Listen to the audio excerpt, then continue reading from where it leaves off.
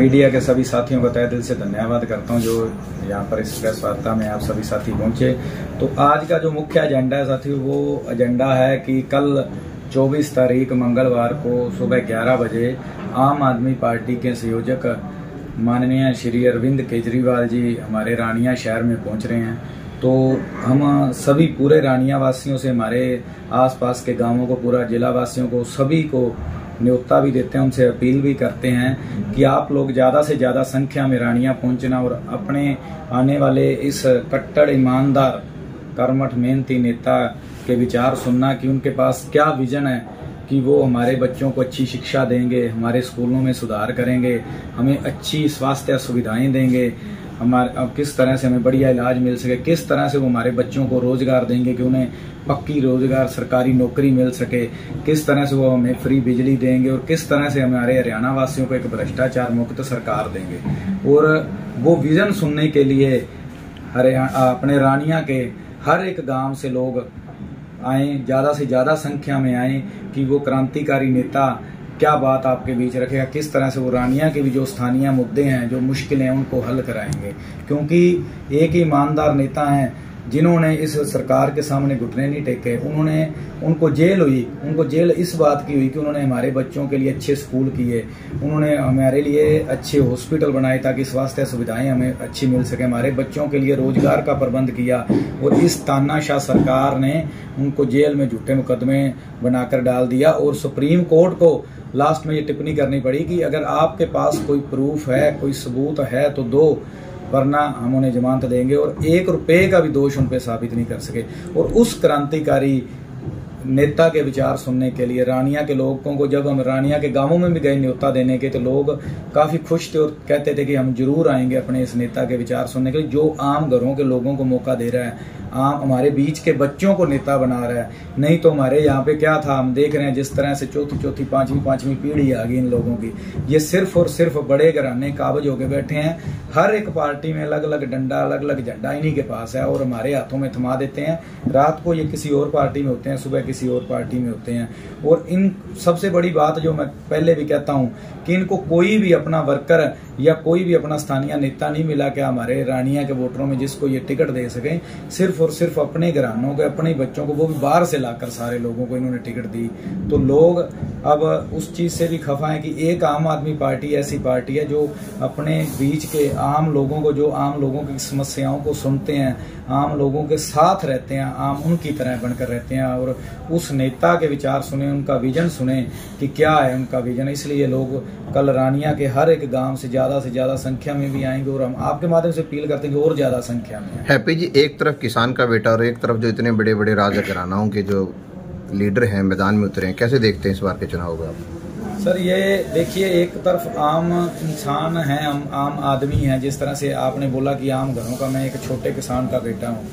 तो एक तरफ ये धनाढ़ लोग हैं, इन्होंने कब्जा कर रखा है, इन्होंने परिवारवाद इतना फैला रखा है हर एक पार्टी में। लेकिन अब लोगों ने इनको 1 नहीं 2 नहीं 4 5 मौके दे दिए। अब लोग चाहते हैं कि बदलाव हो, हमारे बीच का साथी आए जो हमारे बीच में रहे। क्योंकि ये लोग आते हैं एक बार वोट लेने के लिए, अब कहीं किट्टें बांटी जा रही है, कहीं शेडों के ऑफर दिए जा रहे हैं, कहीं 4 दीवारियों के ऑफर दिए जा रहे हैं। क्योंकि ये पैसे वाले लोग हैं, ये सिर्फ सेटिंग करके सत्ता में मलाई खाते हैं 5 साल और कुछ नहीं करते। और लोग अब अक चुके हैं इनसे, लोगों को पता है कि ये लोग सिर्फ अब आएंगे 15-20 दिन, उसके बाद 5 साल हम इनको देखते रहेंगे कहाँ है हमारे नेता। तो लोग अब चाहते हैं उस इंसान को चुनना, क्योंकि हैप्पी के पास ना तो कोई सिरसा में कोठी, ना चंडीगढ़, ना दिल्ली। हैप्पी रानिया में ही रहता है, यहीं अपने गांव में रहता है, अपने घर पे रहता है। जब मर्जी कोई साथी आए, कोई मजदूर आए, कोई किसान आए, उसके साथ पहले भी 24 घंटे चलता था, कंधे से कंधा मिलाकर, आगे भी इसी तरह चलेगा। तो लोग चाहते हैं कि अब हम एक मौका अपने बेटे को दें, अपने साथी को दें, अपने भाई को दें, एक आम आदमी को दें जो हमारे जैसा है। क्योंकि इन्होंने तो एक जगह से बाप खड़ा हो गया, एक जगह से बेटा, एक जगह से चाचा जी का बेटा, एक जगह से दादा, अलग अलग झंडे जिस तरह के इन्होंने तो सिर्फ परिवारवाद फैलाया है और इनको आम लोगों से कुछ नहीं लेना देना। जिस तरह से मंत्री जी भी उस दिन बोले अपनी सभा में कि ये चेहरे देख लो, इनमें कोई मनरेगा का मजदूर नहीं है, ये सारे लोगों के चेहरे देखो। तो क्या बात, मनरेगा के मजदूर की वोट नहीं है? क्या मनरेगा का मजदूर इस देश का नागरिक नहीं है? क्या उनका वोट नहीं चाहिए आपको? इन लोगों को, आम लोगों से इस तरह की एलर्जी है। तो हम कहना चाहते हैं मंत्री जी, आप 5 साल सत्ता में रहे तो उनके हालात सुधार देते, उनके बच्चों को शिक्षा देते, रोजगार देते, कि वो मनरेगा से उनका छुटकारा मिल जाता। वो विकास के नाम पे कह रहे हैं कि उन्होंने विकास कराया रानिया क्षेत्र में और 50,000 वोटों की लीड से जीतेंगे वो। देखो सर, एक बात ऐसे है जी, विकास तो सिरसा से हम रानिया की तरफ आते हैं तो वहीं से दिखना शुरू हो जाता है। एक हमारा स्टेट हाईवे है, वो नहीं ये बना सके पिछले 7 साल में, 5 साल से भी ऊपर हो गया। उसको कहीं से 1 किलोमीटर उखाड़ लेते हैं, कहीं से 2 किलोमीटर उखाड़ लेते हैं। लोग गिर रहे हैं, लोगों के सीजन में हमारे किसान भाई परेशान हो रहे हैं। किस तरह से लोडेड ट्रालियां होती हैं फसलों से, किस तरह से हमारे ट्रक वाले भाई हैं जो ट्रांसपोर्टर हैं वो परेशान हो रहे हैं।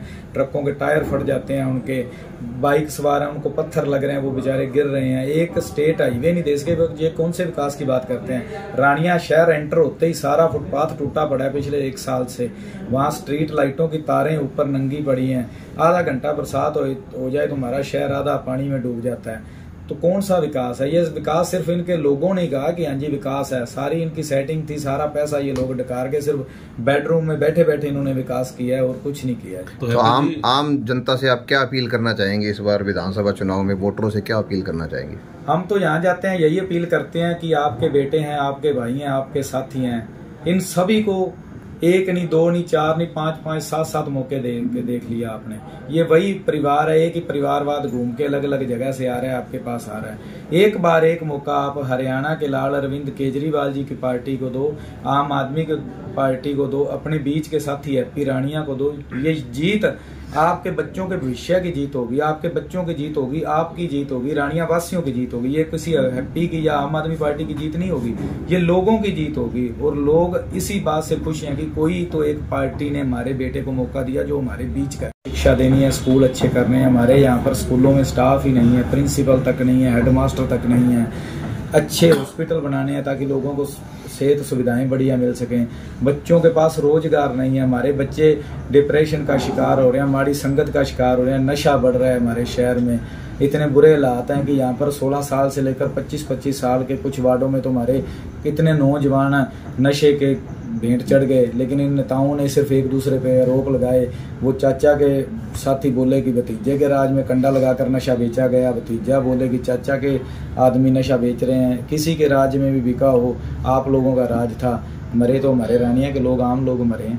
तो लोग अब देख लिया इनके पास कुछ नहीं है, ये सिर्फ अपनी सत्ता का वो करते हैं। और मुद्दे इतने हैं कि सारा कुछ ही पड़ा है। अभी 77 साल हो गए देश आज़ाद हुए, लेकिन रानिया के साथ सौतेला व्यवहार हुआ है। ना तो हमारे रानिया को सब डिवीज़न का दर्जा दिला पाए। हर बार इन्होंने कहा कि 2 महीने में बना देंगे, 3 महीने में बना देंगे। पूरे 5 साल हमारे यहाँ के नेता मंत्री भी रह गए। तो अब लोगों ने देख लिया कि इनके पास सिवाय लॉलीपॉप के कुछ नहीं है।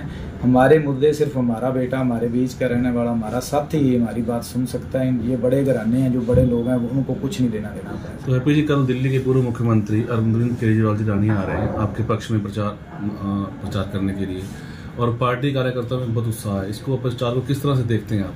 क्या परिवर्तन आएगा इसके बाद? देखना जी, कल इतने बड़े नेता हमारे आ रहे हैं और वो क्रांतिकारी नेता आ रहे हैं जिन्होंने हमारे बच्चों के लिए रोजगार पैदा किया, अच्छे स्कूल, अच्छे हॉस्पिटल बनाए। और इस तानाशाही सरकार ने उन्हें इस चीज़ की ये सजा दी कि उन्हें जेल में डाल दिया, क्योंकि ये खुद तो ऐसा काम कर नहीं सकते।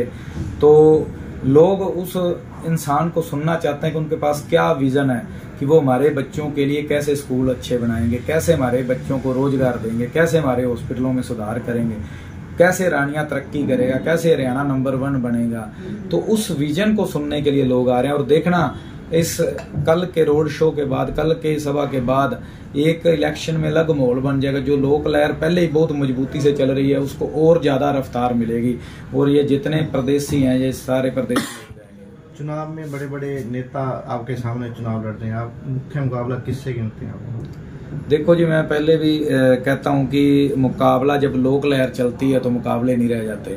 लोग जब उठ खड़े होते हैं अपनों के साथ, अपने लिए, अपने बच्चों के लिए, अपने लोगों के लिए, तो तब मुकाबले नहीं होते। मुकाबले तब होते हैं जब 2 इंसानों के बीच टक्कर हो। एक तरफ ये बड़े घराने हैं, परिवारवाद है, एक तरफ रानिया के आम लोग हैं, आम जनता है।